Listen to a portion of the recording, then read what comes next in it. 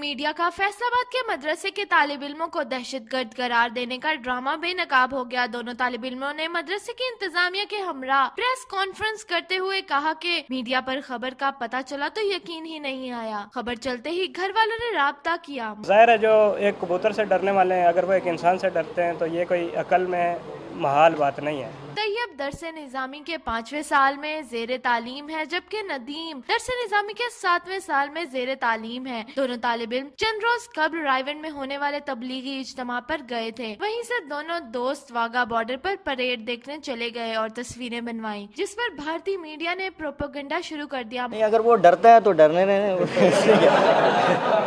دہشت گرد قرار دینا افسوسناک ہے۔ بھارتی پروپیگنڈے کی جتنی مذمت کی جائے کم ہے۔ الزام تراشی کا نشانہ بننے والے طلبہ کا مزید کہنا تھا کہ الزام تراشی سے بھارت کی پوری دنیا میں جھگزائی ہو رہی ہے۔ ردا کاظمی، کوشش نیوز، فیصلہ آباد۔